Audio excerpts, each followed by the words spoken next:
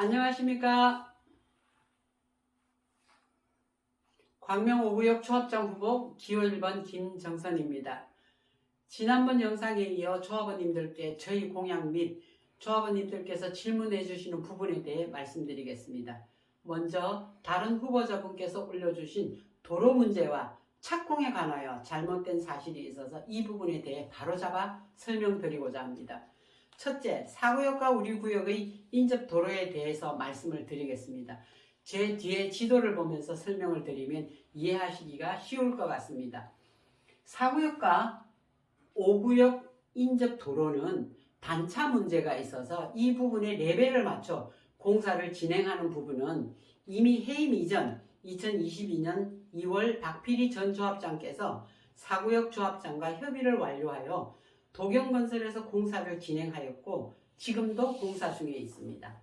다만 이 부분에 대해 협약서를 작성하는 부분에 있어 4구역의 조합 사정으로 작성 시기를 미룬 것이지 현재 직무대행이 새롭게 협의를 하는 부분이 아님을 분명히 말씀드립니다.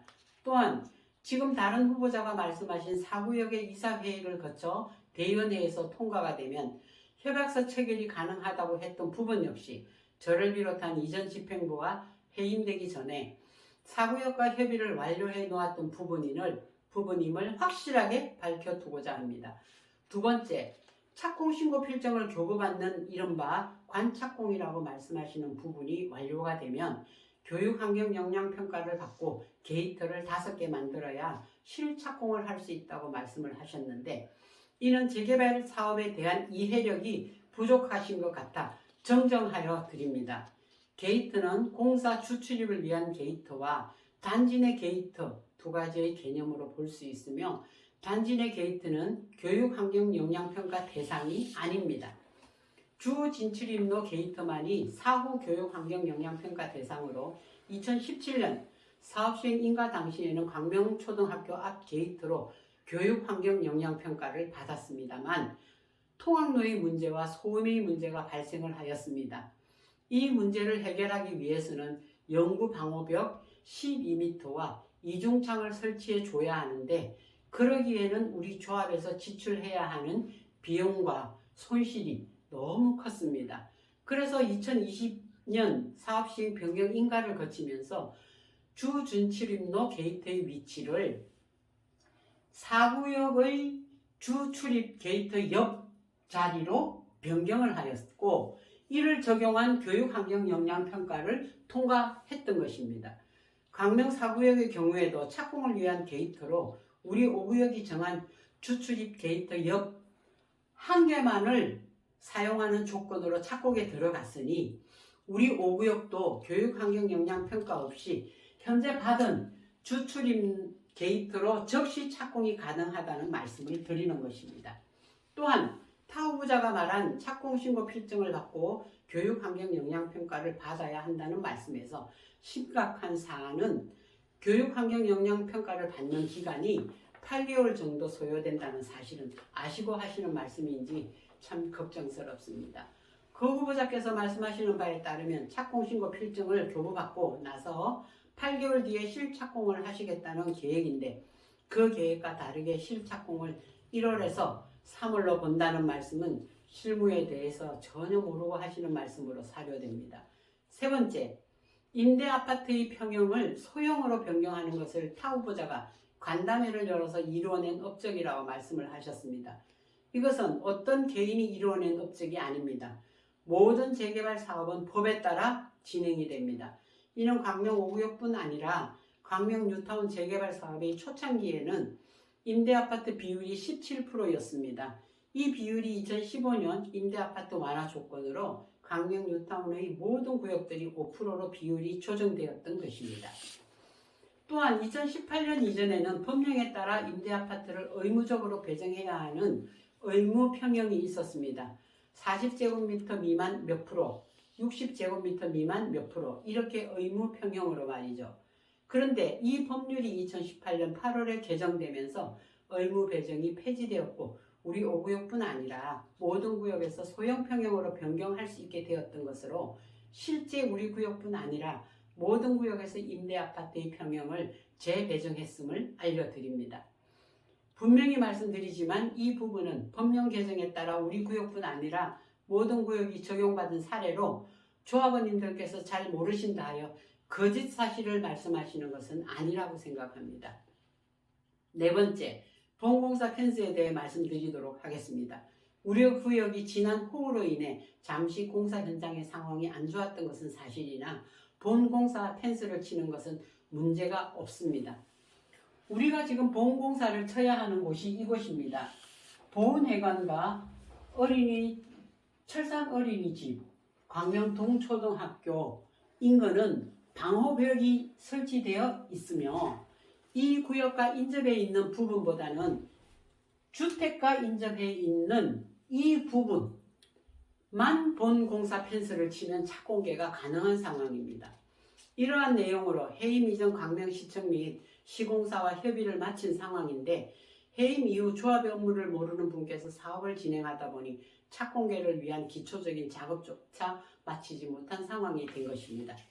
저를 조합장으로 선출해 주신다면 제가 가진 실무 경험과 행정 경험을 살려 이 부분의 공사 펜스를 신속하게 마무리하고 착공계를 받도록 하겠습니다. 다섯 번째, 우리 구역의 기반시설에는 흙막이 공사가 없음을 말씀드립니다. 다른 후보자가 말씀하시는 흙막이 공사란 광명 2구역과 예전 공사 협상 내용 중 나왔던 것으로 당시 2구역과 협의가 원만하게 이루어지지 않아 우리 쪽 도경건설과 2구역 쪽 태산건설이 만나 기반시설에 대한 각자 공사를 할 수 있도록 협의를 완료했습니다. 다시 말씀드리면 기반시설에서는 흙막이 공사라는 것이 존재하지 않습니다. 다만 지금 발파를 진행해야 하는 곳은 우리 구역 내의 차량 통행 도로를 만드는 것으로 기반시설 공사가 아닌 임시도로를 만드는 공사입니다. 이 임시도로를 만드는 이유는 보훈공사 펜스 작업 내용을 설명드려야 하는데 우리 구역은 보훈회관부터 동초등학교까지 이 구간을 14m로 높이로 치게 되어 있습니다. 이 펜스가 지금 높이에서 14m가 아니라 지반을 약 10m가량을 낮춘 지반으로부터 14m를 치도록 한 것인데 지반을 낮추려면 토사를 반출해야 하고 이 토사 반출입로로 사용하고자 단지 내 임시도로를 만드는 것입니다. 그럼 이 지점의 본 공사 펜스를 치는 동안 착공이 불가능한 것이 아니냐는 의문점이 생길 텐데요. 이 지점의 본 공사 펜스는 당분간 방호벽으로 대체를 하며 착공 이후에 에어 방음벽을 이용하여 소음을 막으면서 지반을 낮추고 본 공사 펜스를 치기로 광명시청 및 시공사와 협의를 마친 상태입니다. 이 부분에 대해서도 역시 조합의 업무를 진행하지 않는 분께서 사업에 대한 이해도가 낮아서 잘못 말씀하시는 부분이라 바로잡습니다. 지금 광명 5구역의 재개발 사업은 80% 이상 진행된 현장입니다. 재개발 사업 초기에는 조합 집행부가 바뀌어도 사업 진행에 크게 영향이 없습니다. 하지만 우리 5구역은 사업이 많이 진행된 상태이고 이러한 상황에서 조합의 업무와 진행 상황을 모르는 분들로 집행부가 꾸려진다면 심각한 지연이 있을 수밖에 없습니다. 일례로 어떠한 집주인이 집을 짓기 위해서 일꾼을 고용했습니다. 그 집주인은 일꾼을 시켜서 집을 짓는데 일꾼들은 일에 숙달되고 집 짓는 상황과 구석구석을 다 알고 일을 합니다. 그런데 갑자기 집주인이 바뀝니다. 바뀐 집주인은 집을 짓는 흐름을 모르니 일꾼들에게 어떤 일을 시킬지 갈팡질팡할 것이 불보듯 뻔하지 않습니까? 바뀐 집주인은 집이 어떻게 지어졌는지 어디까지 지어졌는지 살피고 파악하는 데만 상당한 시간이 걸릴 것입니다. 조합의 업무도 마찬가지입니다. 조합의 업무를 모르는 분들이 집행부가 된다면 조합 업무 파악에만도 상당한 시간이 걸릴 것입니다. 조합원님들께서 지켜보실 때는 조합이 뭘 하는지 답답하실 수 있을 거라 생각합니다. 그 부분이 해임 이후 소통의 부재로 인해 생긴 오해였음을 뼈저리게 느끼며 제가 약속드리는 소통과 대화 반드시 지켜나가겠습니다. 저는 상근이사로 12년간 조합의 업무를 진행해 왔습니다.